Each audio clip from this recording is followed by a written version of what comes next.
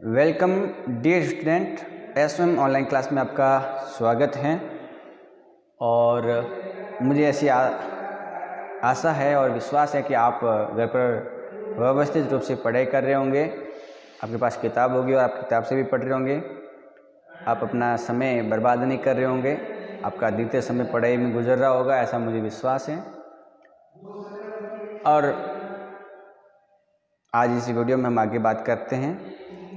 पिछली वीडियो में हमने पढ़ा था कि जो मंदिर है उनकी बात की थी, तंजावुर के मंदिर की भी बात की थी हमने।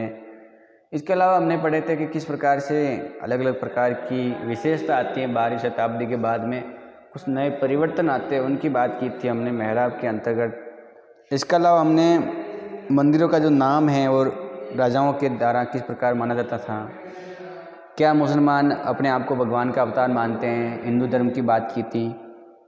ठीक है, तो आज उसके आगे अपन पढ़ते हैं। तो किताब में ध्यान देना है आपको। लाइन के अंदर पंक्तियों में लिखा है, सत्ता में आने पर प्रत्येक राजवंश के राजा ने शासक होने के अपने नैतिक अधिकार पर और जोर डाला। उपासना के स्थानों के निर्माण ने शासकों को ईश्वर के साथ अपने घनिष्ठ संबंध की उद्घोषणा करने का मौका दिया। देखो, सत्ता में आने पर प्रत्येक राजवंश के राजा ने शासक होने के अपने नैतिक अधिकार पर और जोर डाला। मतलब अगर कोई राजवंश सत्ता में आ जाता है, वो राजा बन जाते हैं, तो वो अपने आप नैतिक अधिकार समझने लगते हैं और ऐसा उनका मानना है कि उनके पास में नैतिक अधिकार है, तो उन्होंने उस पर जोर डाला। ये भी बात आपको ध्यान में रखनी है। और वो अपने आप में ऐसा मानते हैं कि जो स्थान उपासना के बनाए हैं उनके साथ में उन शासकों के घनिष्ठ संबंध है, ईश्वर के साथ में वो अपना संबंध घनिष्ठ रखते हैं, ऐसा उनका मानना था। ये आपको ध्यान रखना है। ऐसी उद्घोषणाएं तेजी से बदलती राजनीति के संदर्भ में महत्वपूर्ण ग्रहण कर लेती थी। मतलब राजा दरअसल इस प्रकार की घोषणा करता है कि वो ईश्वर से अधिक प्रिय है और उनके साथ में अच्छे संबंध है। वो ईश्वर के लिए इस प्रकार के मंदिरों का निर्माण करवा रहा है, ऐसे स्थान बना रहा है उपासना के लिए। तो ऐसी उद्घोषणाएं होती थी और उद्घोषणाएं तेजी से बदलती हुई जो राजनीतिक संदर्भ में महत्वपूर्ण ग्रहण कर लेती हैं। क्योंकि अगर कोई राजा मंदिरों का निर्माण करवाता है और इस प्रकार की घोषणाएं करता है, तो जनता उनके या प्रजा उनके से प्रेम करने लगती है, वो जनता के प्रिय बन जाते हैं। शासकों ने विद्वान तथा धर्मनिष्ठ व्यक्तियों को भी आश्रय प्रदान किया। जो भी राजा हैं, उन राजाओं ने जो विद्वान लोग हैं और जो धर्म को मानने वाले हैं, धर्म की निष्ठा बनाए रखने वाले हैं, उन व्यक्तियों को अपने राज्य में आश्रय दिया, जगह दी, शरण दी। ये भी ध्यान रखना है आपको। और अपनी राजधानियों तथा नगरों को महत्वपूर्ण सांस्कृतिक केंद्रों के रूप में परिवर्तित करने का भी प्रयास किया। राजा का हमेशा ये बढ़ावा रहा है कि वो अपने जिस राजधानी में रह रहा है उस राजधानी को बाकी नगरों से एक महत्वपूर्ण सांस्कृतिक केंद्र बनाया जाए, एक महत्वपूर्ण सांस्कृतिक केंद्र बनाया जाए। इसके लिए वो अपने राजधानी को या बड़े नगरों को सांस्कृतिक केंद्रों में परिवर्तन करने का प्रयास करते थे। ये बात आपको ध्यान में रखनी है। इन सबसे उनके शासन तथा राज्य को ख्याति मिलती थी। अब देखो, राजा ऐसे काम करेगा धर्म से जुड़ा हुआ, विद्वान लोगों को अपने राज्य में आश्रय देना, सांस्कृतिक केंद्रों का निर्माण करवाना, तो इससे क्या होगा? इससे ये होगा कि उस राजा को अपने राज्य के अंतर्गत उसको ख्याति मिलेगी, उसकी जो प्रसिद्धि है वो रोज़ दिनों दिन बढ़ती जाएगी। क्योंकि राजा क्या कर रहा है, उन लोगों के लिए इस प्रकार के मंदिर मस्जिद का निर्माण करवा रहा है, इसके अलावा वो और लोगों को आश्रय दे रहा है, तो श्योर एक राजा की ख्याति चारों तरफ बढ़ेगी। तो ये ध्यान रखना है आपको। अब लिखा है जल का महत्व। क्या लिखा है? जल का महत्व। फारसी शब्द आबाद और आबादी आब शब्द से निकले हैं। मतलब फारसी जो शब्द हैं अपने आबाद और आबादी दो शब्द हैं, ये दोनों जल से निकले हुए, आब शब्द से निकले हुए। आब जिस शब्द से निकले हैं जिसका अर्थ होता है पानी, आप का मतलब क्या होता है भाई? पानी। तो एक बात ध्यान रखना कि आप का मतलब होता है पानी, आब। और जो आबाद और आबादी बना है ना, वो इसी शब्द से बना है। आबाद शब्द उस जगह के लिए इस्तेमाल होता है जहाँ बसावट हो, ऐसी जगह जहाँ पर बसावट हो, जहाँ पर लोग बसे हुए हैं, उस जगह के लिए होता है आबाद। इसका एक अन्य अर्थ खुशहाली भी होता है कि भी आबाद रहे, खुशहाली के रूप में रहे। और आबादी का अर्थ होता है जनसंख्या एवं समृद्धि दोनों ही होता है। भी आपकी आबादी बढ़ रही है मतलब जनसंख्या बढ़ रही है, जनसंख्या है और समृद्धि दोनों सबसे है। तो मेरे हिसाब से आबाद या जो आबादी शब्द हैं उनका क्या मतलब होता है समझ में आ गया होगा। तो जो फारसी शब्द हैं आबाद और आबादी, ये दोनों शब्द आब शब्द से बने हैं। आब का मतलब पानी होता है और आबादी का मतलब होता है ऐसी जगह जहाँ पर लोग रहते हैं, बसावट है उन लोगों की। और आबादी का मतलब होता है जनसंख्या या उन समृद्धि के लिए माना जाता है। तो ये बात आपको ध्यान में रखनी है। मेरे हिसाब से ये बात आपको अच्छी तरह से समझ में आ गई होगी। हम आगे बात करते हैं।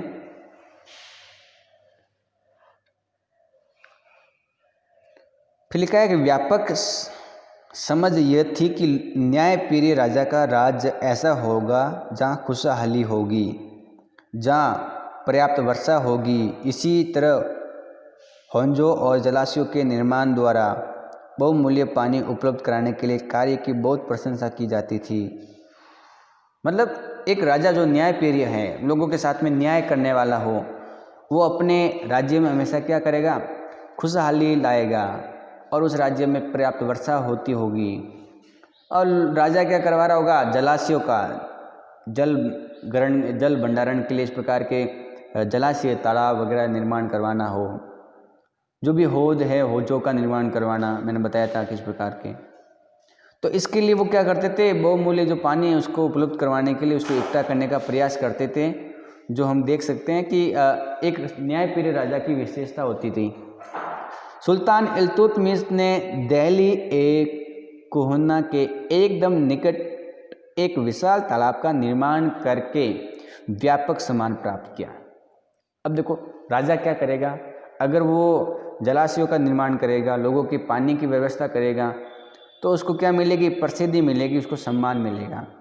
तो यहाँ एक उदाहरण की बात की है कि सुल्तान जो इल्तुतमिश था, उसने दिल्ली कोहना के पास में, दिल्ली के पास में जो है जगह, वहाँ एकदम विशाल तालाब का निर्माण करवाया। और इस तालाब के निर्माण से इल्तुतमिश को काफ़ी सम्मान मिला। और सम्मान करने योग्य वाली बात है, तो बिल्कुल सम्मान मिलता है और मिलना भी चाहिए।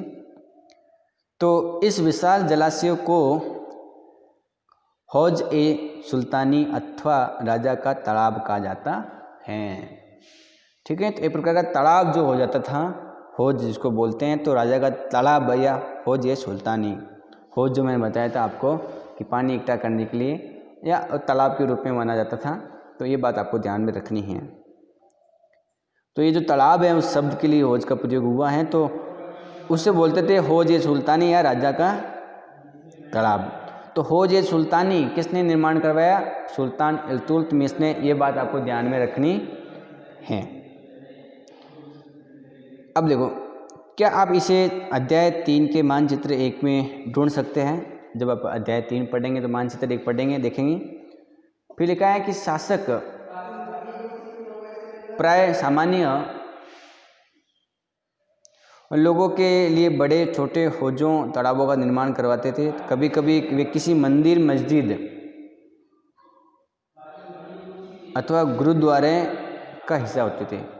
अब देखो तालाब हैं या हौज हैं, वो निर्माण करवाते लोगों के लिए, और वो दरअसल किसी मंदिर या मस्जिद या गुरुद्वारे में भी बनवाते थे। अगर हम मस्जिद की बात करें तो आपने देखा है ना, चित्र संख्या 7 में जामी मस्जिद के छोटे हौज पर ध्यान दिया है। तो उसकी बात की थी हमने अभी।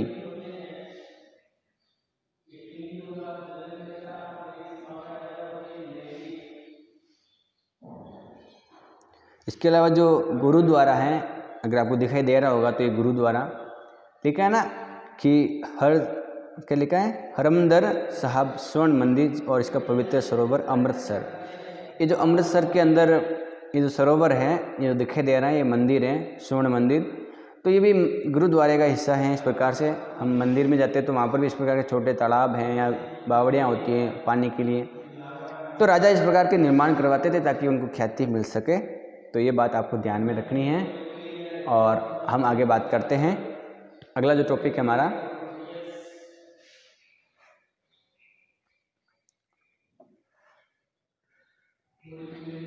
लिखा है कि मंदिरों पर क्यों निशाना साधा गया।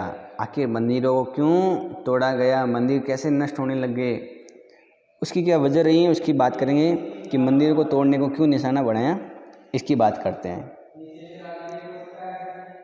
लिखा है कि राजा मंदिरों का निर्माण अपनी शक्ति, धन संपदा और ईश्वर के प्रति निष्ठा के प्रदर्शन हेतु करते थे। भी राजा मंदिर का निर्माण क्यों करवाते थे? अपनी शक्ति दिखाने के लिए, अपनी धन संपदा कि भी मेरे पास इतना धन पड़ा है, मेरे पास इतनी शक्ति है कि मैं अनेक बड़े बड़े मंदिरों का निर्माण करवा सकता हूँ। और इसके अलावा वो अपने भगवान के प्रति उसकी निष्ठा बताने के लिए, मैं इस भगवान में विश्वास करता हूँ, मैं इस भगवान का भक्त हूँ, इस प्रकार की बातें लोगों के सामने प्रदर्शन कराने के लिए वो मंदिरों का निर्माण करते थे। ऐसे में ये बात आश्चर्यजनक नहीं लगती है कि जब उन्होंने एक दूसरे के राज्यों पर आक्रमण किया, ये कोई आश्चर्य करने वाली बात नहीं है, चकित करने वाली बात नहीं है कि उन्होंने जब एक दूसरे राज्यों पर आक्रमण किया तो उन्होंने प्राय ऐसी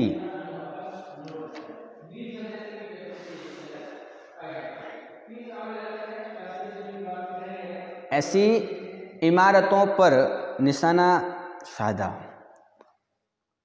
ठीक है, जब भी एक दूसरे पर आक्रमण करते तो इस प्रकार की इमारतों पर उन्होंने निशाना साधा। 9वीं शताब्दी के आरंभ में जब पांड्यन राजा श्रीवल्लभ ने श्रीलंका पर आक्रमण कर राजा सेन प्रथम, जो 1831-1851 के बीच हुआ, को पराजित किया था। उसके विषय में बौद्ध भिक्षु व इतिहासकार धम्मकित्ती ने लिखा कि सारी बहुमूल्य चीज़ें वे ले गए। रत्न महल में रखी स्वर्ण की बनी बुद्ध की मूर्ति और विभिन्न मठों में रखी सोने की प्रतिमाओं, और इन सभी को उसने जब्त कर लिया। सिंहली शासक के आत्माभिमान को इससे जो आघात लगा था उसका बदला लिया जाना स्वाभाविक था। अगले सिंहली शासक सेन द्वितीय ने अपने सेनापति को पांड्यों की राजधानी मदुरई पर आक्रमण करने का आदेश दिया। बौद्ध इतिहासकार ने लिखा कि इस अभियान में बुद्ध की स्वर्ण मूर्ति को ढूंढ निकालने तथा वापस लाने हेतु महत्वपूर्ण प्रयास किए गए। इस पूरे पैराग्राफ को हम जब भी पढ़ते हैं तो एक बात हमारे सामने काफ़ी नज़र आ जाती है, एक बात स्पष्ट हो जाती है। और इस पैराग्राफ से आपको एक बात समझ में आ जानी चाहिए कि एक राज्य ये है, दूसरा राज्य ये है। यहाँ का राज्य यहाँ आक्रमण करता है, ठीक है, तो आक्रमण करेगा तो ठीक है, उसको हरा दिया, और हराने के बाद में यहाँ पर जो भी धर्म से जुड़ी हुई चीज़ें हैं उनको उठा कर लेकर चले गए, या उस धर्म की चीज़ें को नष्ट कर लिया। इसका मतलब ये वहाँ के जो धार्मिक पीढ़ी हैं तो वो अपने धर्म को बढ़ावा देने का पूर्ण प्रयास करते हैं। ये बात आपको ध्यान में रखनी है। यहाँ उदाहरण की बात की है कि जो 9वीं शताब्दी है, उस समय जो दक्षिण भारत के अंदर जो पांड्य हैं उनके जो राजा हैं श्रीवल्लभ, राजा का नाम है श्रीवल्लभ पांड्य राजा, इन्होंने श्रीलंका पर आक्रमण किया। कब? 9वीं शताब्दी के आरंभ में। और उस समय जो श्रीलंका के राजा थे सेन प्रथम जिनका नाम था, और वो दरअसल 1831 से 1851 तक बने रहे, उनको पराजित कर लिया। तो श्रीलंका के जो राजा सेन प्रथम को पराजित किसने किया? श्रीवल्लभ राजा ने, जो पांड्य राजा था। और कब किया? 9वीं शताब्दी में, ठीक है। तो उनके जो राजा सेन प्रथम है, उनके जो धर्म थे उनके विषय से बौद्ध भिक्षु, ठीक है, तो उनके जो धर्म से जुड़ी हुई जो बातें लिखने वाले इतिहासकार हैं, तो बौद्ध भिक्षु या जो इतिहासकार है जिनका नाम है धम्मकित्ती, तो धम्मकित्ती ने लिखा है कि दरअसल राजा ने क्या किया, पांड्य राजा की बात करें तो सारी जो बहुमूल्य चीज़ें हैं वो लेकर चले गए। महल में अगर भगवान बुद्ध की स्वर्ण की जो मूर्ति बनी हुई है सोने की, उसको लेकर चले गए। जो भगवान बुद्ध का या बौद्ध धर्म का जो मठ है, उस मठ में कोई सोने की प्रतिमा रखी हुई है, मूर्ति, उनको भी जब्त कर लिया। तो इससे क्या हुआ, इससे जो मतलब श्रीलंका के जो शासक हैं उनको बड़ा दुख हुआ, उनके अपनी आत्मा को दुख हुआ और उसको आघात लगा, और इसका बदला लेने के लिए उन्होंने विचार किया। और उनके जो अगले सिंहली शासक बने, उनका नाम था सेन द्वितीय, ने अपने सेनापति को ये आदेश दिया कि भाई आप पांड्यों की जो राजधानी मदुरई है दक्षिण भारत में, वहाँ पर आक्रमण करो और वहाँ पर अपने वापस बुद्ध से जुड़ी हुई जो चीज़ें हैं उनको लाओ। तो बौद्ध इतिहासकार ऐसा लिखते हैं कि इस अभियान की जो मेन उद्देश्य था कि बुद्ध की स्वर्ण मूर्ति को ढूंढ कर लेकर आना वापस। तो ये बात आती है धर्म से जुड़ी हुई कि राजा अपने धर्म को बढ़ावा देने के लिए हर प्रकार से प्रयास करते हैं। ये बात आपको समझनी है, ठीक है। आगे बढ़ते हैं अपन। लिखा है कि इसी तरह 11वीं शताब्दी के आरंभ में जब चोल राजा राजेंद्र प्रथम ने अपनी राजधानी में शिव मंदिर का निर्माण करवाया। कब?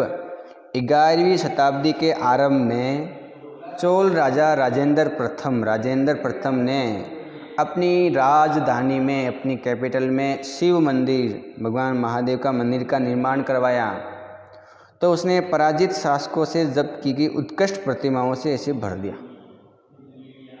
चोल राजा राजेंद्र प्रथम ने जो अपने राजधानी में महादेव का मंदिर बनाया, इस मंदिर को उन्होंने अनेक मूर्तियों से भर दिया, अनेक प्रतिमाओं से भर दिया। ये प्रतिमाएं कहाँ से लाई है? जहाँ जहाँ उसने युद्ध किया, वहाँ उसकी विजय हुई, तो वहाँ के जो मंदिर हैं उन मंदिरों से लेकर अपने मंदिरों में वहाँ पर मूर्तियाँ रख दी।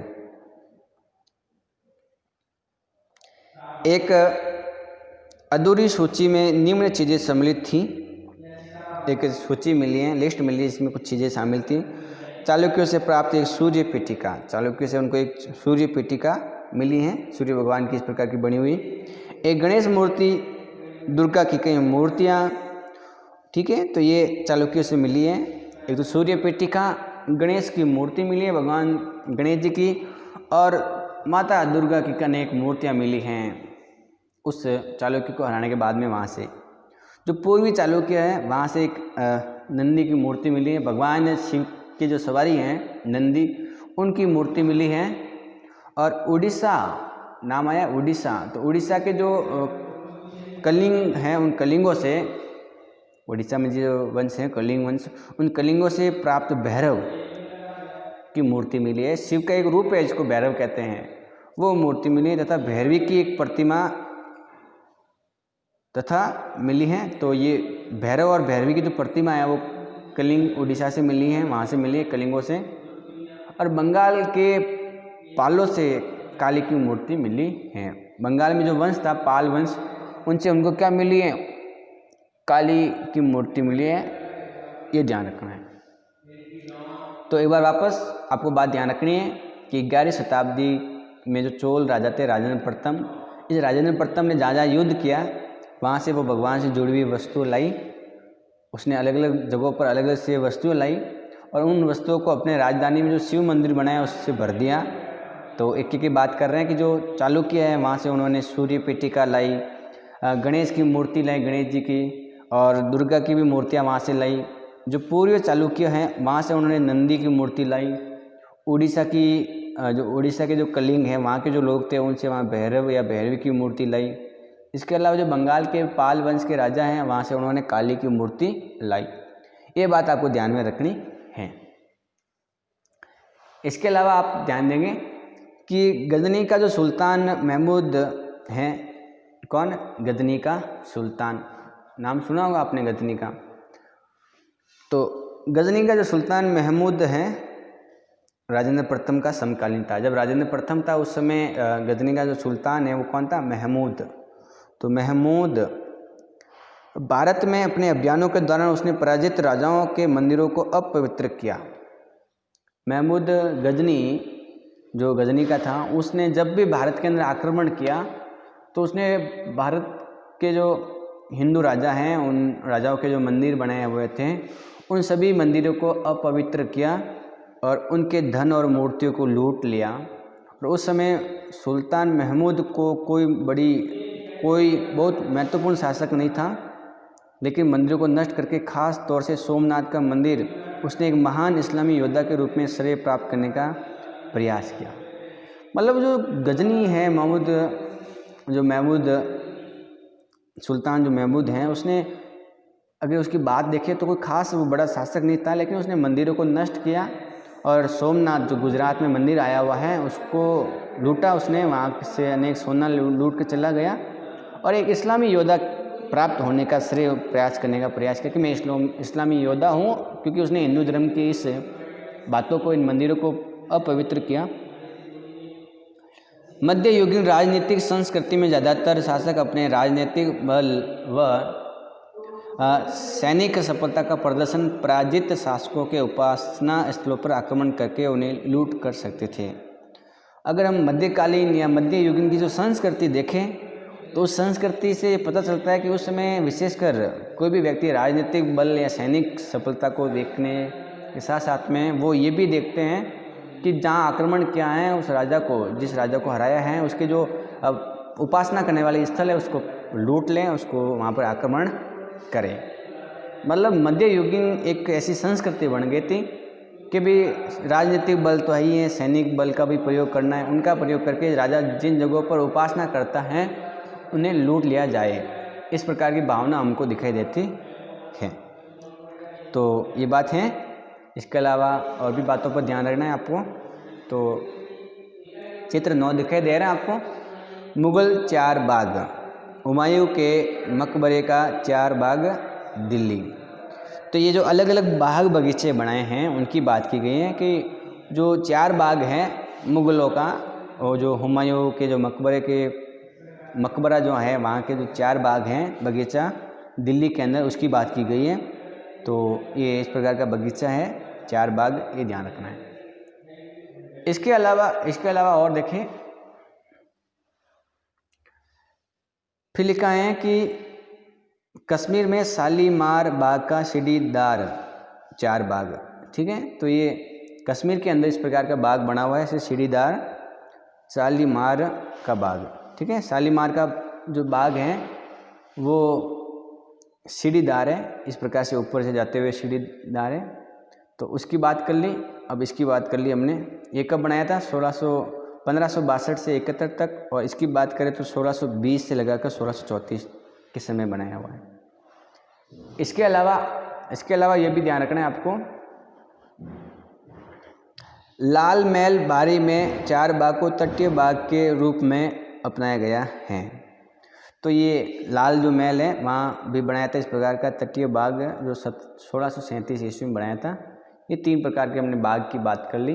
तो इस प्रकार के लोग भी बाग बगीचे बनाते थे अपने मनोरंजन के लिए, ठीक है। तो आगे हमने बात कर ली, और अगला जो टॉपिक है हमारा बाग, मकबरे और किले। इस टॉपिक को हम अगले वीडियो में पढ़ेंगे। आज के इस वीडियो में इतना ही, और वीडियो में बने रहने के लिए आपका बहुत बहुत धन्यवाद। और मुझे इतना विश्वास है कि आप घर पर पढ़ाई कर रहे होंगे, साथ साथ में किताब के जो टॉपिक हैं जो मैं समझा रहा हूँ उनको वापस आप पढ़ कर समझ रहे होंगे, और लिखने का काम भी आप कर रहे होंगे।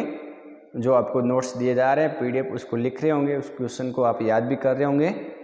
और बहुत बहुत धन्यवाद आपका इस वीडियो में बने रहिए, बने रहने के लिए, और आगे भी जब वीडियो डालूँ तो उसमें बने रहिए। और आज के लिए इतना ही। अपना ख्याल रखिए, अपने परिवार का। तो सभी का एक बार फिर से धन्यवाद।